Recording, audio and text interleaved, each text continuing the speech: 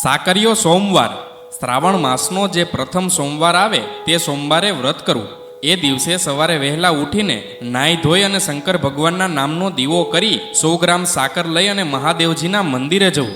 પછી સાકરના 4 સરખા ભાગ કરવા અને કથા સાંભળવી. આખો દિવસ ઉપવાસ કરવો અને પ્રસાદમાં સાકરનો 1 ભાગ સવારે, 1 ભાગ બપોરે અને 1 ભાગ સાંજે ખાવો તથા ચોથો ભાગ પ્રસાદમાં વહેંચી દેવો. એક ગામ હતું. એ ગામમાં એક કોઢિયો બ્રાહ્મણ રહેતો હતો. એના આખા શરીરે સફેદ કોઢ નીકળેલો હતો. તો પણ એને પરણવાનું મન થયું હતું, પરંતુ આવા કોઢિયા બ્રાહ્મણને કોણ કન્યા આપે?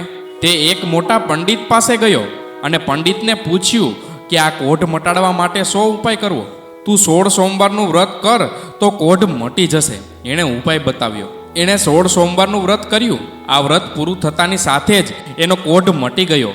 એની કાયા કંચન જેવી થઈ ગઈ અને તરત જ એ બ્રાહ્મણને કન્યા પણ મળી ગઈ. એના લગ્ન પણ થઈ ગયા અને સુખ ચેનમાં દિવસો વીતવા લાગ્યા. ત્યાં ચોમાસું આવ્યું. એ વર્ષે ઘણો વરસાદ પડ્યો. ગામમાં ઘણા ઘરો પડી ગયા, ઢોર પણ મરી ગયા અને ખેતરોમાં ઊભો પાક પણ તણાઈ ગયો. આ વરસાદમાં આ બ્રાહ્મણનું ઘર પણ પડી ગયું. ગામના કેટલાક લોકોની અને મોટા ભાગના ખેડૂતોની હાલત પણ ખરાબ થઈ ગઈ. એટલે આ બ્રાહ્મણની આવક પણ બંધ થઈ ગઈ. છતાં પણ એણે ગમે તેમ કરી અને પોતાની પડી ગયેલા ઘરની જગ્યાએ એક નાની ઝૂંપડી ઊભી કરી પોતે સુખે દુઃખે દિવસો પસાર કરવા લાગ્યો. અંતે પરિસ્થિતિ વધારે ખરાબ થવા લાગી. એટલે એણે પત્નીને કહ્યું, તું કહેતી હોય તો હું બહાર ગામ કમાવા માટે જાઉં. હા જાવ ને, અહીં ભૂખ્યા ક્યાં સુધી બેસી રહેવું? અને બ્રાહ્મણ તો એની પત્નીને ઘરે એકલી મૂકીને પરગામ કમાવા માટે ચાલી નીકળ્યો. રસ્તામાં એને એક સંત મહાત્મા મળ્યા. બ્રાહ્મણે સંત મહાત્માની ખૂબ સેવા કરી. એટલે સંત મહાત્માએ ખુશ થઈને એક ચમત્કારી ગુટિકા આપી અને કહ્યું, આ ગુટિકા ઘસીને પીવાથી મરેલો માણસ પણ સજીવ થશે. બ્રાહ્મણ તો એ ગુટિકા અને સંત મહાત્માના આશીર્વાદ લઈ અને રવાના થયો. ચાલતા ચાલતા તે એક નગરમાં આવી પહોંચ્યો. આવીને જોયું તો આખા નગરમાં શોક ફેલાઈ ગયો હતો. તપાસ કરતા એણે જાણવા મળ્યું કે ગામના રાજાની રાજકુંવરી આજે સવારે મરણ પામી છે. તે તરત જ રાજમહેલમાં ગયો અને રાજાને બધી વાત કરી. એટલે રાજાએ કહ્યું, ભાઈ, મરેલું માણસ કઈ સજીવ થાય ખરું? છતાં પણ તું કહે છે તો આપણે અખતરો કરી જોઈએ. ભલે, કહી બ્રાહ્મણે નોકર પાસે પાણી મંગાવ્યું અને પાણી આવ્યું એટલે પથ્થર ધોઈ અને તેની ઉપર પેલી ગુટિકા ઘસી એનો રગડો કુંવારી કન્યાના મુખમાં રેડ્યો. થોડી વારમાં તો કુંવરીના શરીરમાં ચેતન આવ્યું. એ સળવળવા માંડી અને આળસ મરડીને ઊભી થઈ. એ તો સૌની સામે ટગર ટગર જોવા લાગી. રાજા રાણી તો આ બ્રાહ્મણ ઉપર ખુશ થયા અને બ્રાહ્મણને પોતાના મહેલમાં મહેમાન તરીકે રાખ્યો. ત્યારે આ બાજુ બ્રાહ્મણી બિચારી સુખે દુઃખે પોતાના દિવસો ગુજારે છે. એને પેટ પૂરતું ખાવા પણ મળતું નથી. એવામાં શ્રાવણ મહિનો આવ્યો. ગામમાં જે સ્ત્રીઓ હતી એ બધી સ્ત્રીઓ સાકરિયા સોમવારનું વ્રત કરવા લાગી. આ બ્રાહ્મણીને પણ વિચાર આવ્યો કે હું પણ આ બધી સ્ત્રીઓની માફક વ્રત કરું. એટલે એણે પણ પહેલો સોમવાર શંકર ભગવાનની ભક્તિમાં ગાળ્યો. પરંતુ ઘરમાં અનાજનો એક દાણો પણ ન હતો. એટલે એ એક ટાણું તો કરે જ ક્યાંથી? એ તો બિચારી ભગવાનનું નામ લેતી લેતી ભૂખી બેસી રહી. એવામાં ગામના નગર શેઠને ઘરે દીકરાનો જન્મ થયો. એણે આખા ગામમાં સાકરના પડીકા વેચ્યા. એમાં એક પડીકું આ બ્રાહ્મણીને પણ મળ્યું.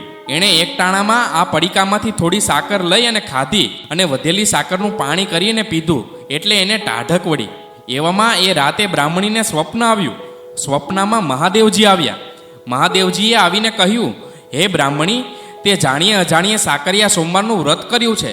પરંતુ જો તું આ વ્રત વિધિપૂર્વક કરે તો તેનું ફળ તને ઘણું મળે એમ છે.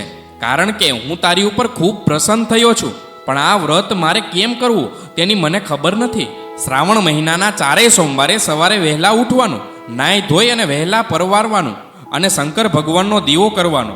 પછી 100 ગ્રામ સાકર લઈ અને મહાદેવજીના મંદિરે જવાનું. ત્યાં જઈ અને સાકરના 4 સરખા ભાગ કરવાના. એમાંનો 1 ભાગ મહાદેવજીને ચડાવવાનો, બીજો ભાગ રમતા બાળકોને આપવાનો, ત્રીજો ભાગ પ્રસાદ તરીકે રાખવાનો અને ચોથો ભાગ નદી તળાવમાં પધરાવી દેવાનો.